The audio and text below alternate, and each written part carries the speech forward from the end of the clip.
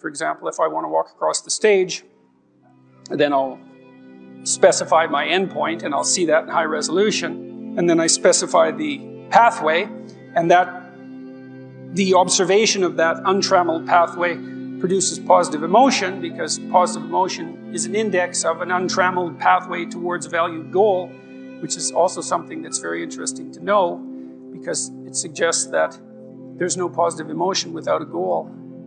It also suggests that the more noble the goal, the more complete and elevated the positive emotion. And that could be true. That could be true, and it's the case as well that when you organize your perceptions around a goal, that provides a container for your negative emotions. So if I want to walk across the stage because I think that getting to the other side is preferable to being here, so that's a hierarchy of value, that place is better than this place, then when I observe myself undertaking the actions that will get me to that place, that's comforting and provides security, because it shows that the structure that I'm using to organize my perceptions and to reduce the world to manageability is sufficiently accurate so that I can implement it. And so we seem to inhabit those structures all the time. Whenever we're looking at the world, whenever we're interacting, we specify a goal, so that's an ethical enterprise, and we organize our emotions within the specification of that goal, and then we produce hierarchies of goals. So, you sit down in front of your computer so you can write a paper, and you write a paper so that you can finish an essay, and you finish an essay so that you can get a grade in a class, and get a grade in a class so that you can graduate with a degree, and you do that so that you can get a job, and you do that so that you can be, a good husband, a good wife, a good citizen, and you do that so you can be a good person. There's a hierarchy of ethic that permeates the entire enterprise, right from the microcosm up to the macrocosm, and I think that's something like the whole landscape of religious value, with the outermost container. So be a good person, let's say, that's the ultimate aim of the religious enterprise. That's something like the imitation of Christ in the most fundamental sense, and all the things that you do within that are a reflection of that, or you're confused and chaotic. And if everyone's doing that at the same time, then you have a society that's integrated and aiming up and capable of telling the truth. If you're orderly, you follow a schedule. How many of you follow a schedule? Okay. And how many of you don't? Okay, so one thing I would recommend is that you do. And I'll tell you why. Intelligence is a very good predictor of academic performance. And there's not a lot you can do about your intelligence. I mean, you can squander it, but it's very difficult to improve it. Conscientiousness, well, it's a trait too, so it's hard to work on, but we know that conscientious people get better grades. And it's reliable, and it's a powerful effect. And so, if your time use is organized, then the probability that you're going to be successful is very high. So, one of the things you might think about is make friends with a calendar, like Google Calendar or something like that. And I can tell you some tricks about that, because really it is important. And I'm not kidding around about this.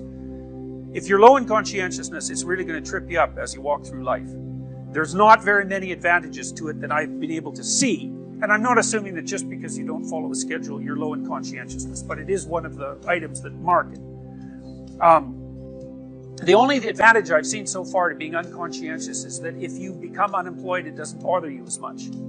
And I mean, that actually turns out to matter in some situations. So if a big company has to shed 50% of its employees, it's the conscientious people are going to suffer themselves to death for it.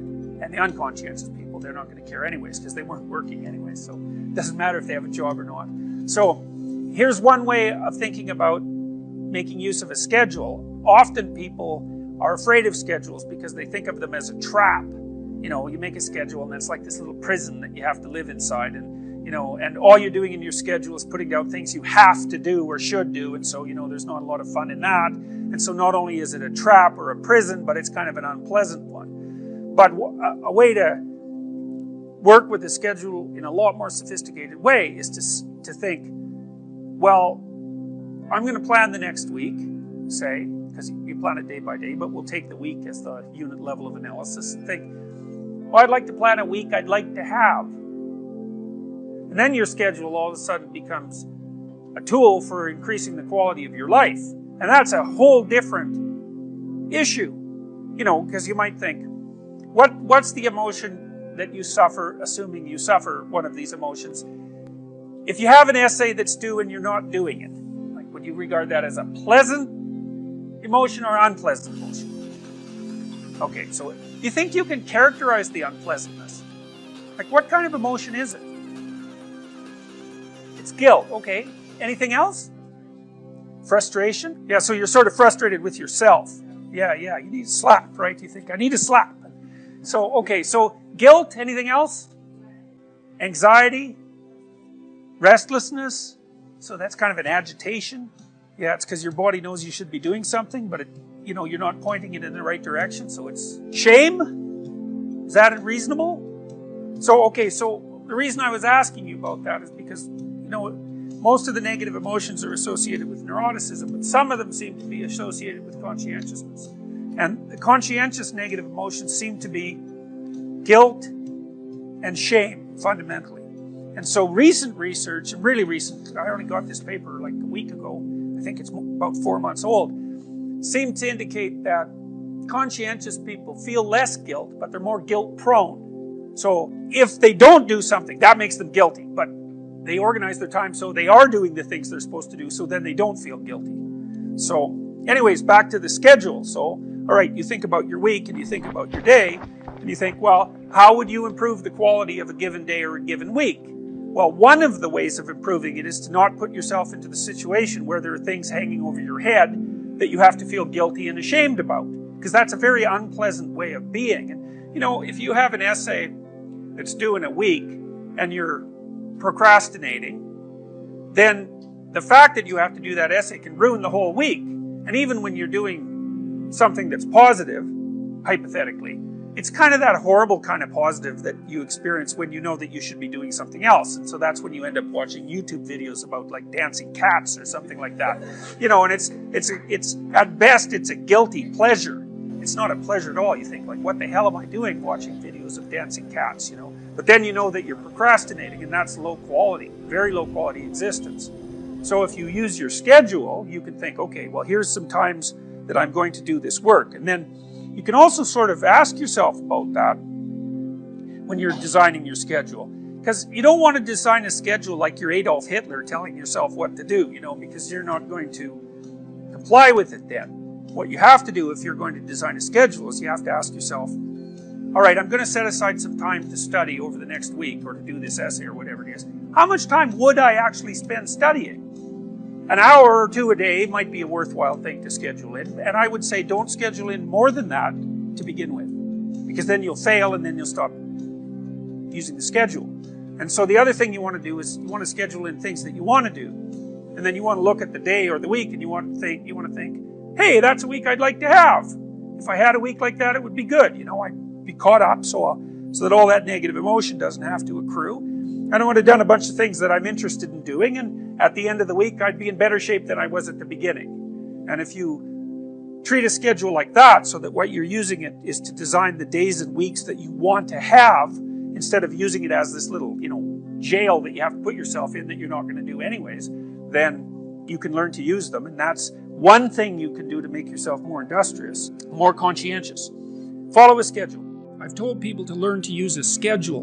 And people often hate schedules because they act as their own tyrants, right? They say, well, you have to do this unpleasant thing, and then here's another unpleasant thing you have to do, and then you have to do this unpleasant thing. And you do that for about 3 days, and you think, to hell with this, I'm not doing that, and you fall off the wagon. That isn't what you're supposed to do with a schedule. You're supposed to use it to design the days that you would like to have if you were taking care of yourself. And so some of that is, you wake up in the morning and you think, here's 5 things I have to do that if I don't do, my life will be worse. It's like paying bills, for example, or taking out the garbage. It's like you have to do those because otherwise things degenerate. So you got to put some of those in the schedule, because otherwise tomorrow is worse than today, and that's a bad trajectory. But you also want to build in things, you got to act in some sense like you're dealing with a relatively recalcitrant 9-year-old. It's like, well, here's some things you have to do, but here's some things that if you do, you could reward yourself with. And if you get the balance there between obligation and reward right, then you'll find that you're motivated to do the things. And that's what you want to do. You want to do that so it's sustainable across days and weeks and months. And so you got to treat yourself like a good boss would treat a valued employee, and not like a tyrant would treat a slave, because the slave will rebel. And people say, well, I don't follow through on my plans. It's like, well, A, they're probably not very well formulated, and maybe you're doing them because of an external moral obligation or something. They're not really your plans, right? And B, you're acting like a tyrant and a slave, and that's a bad relationship to have with yourself.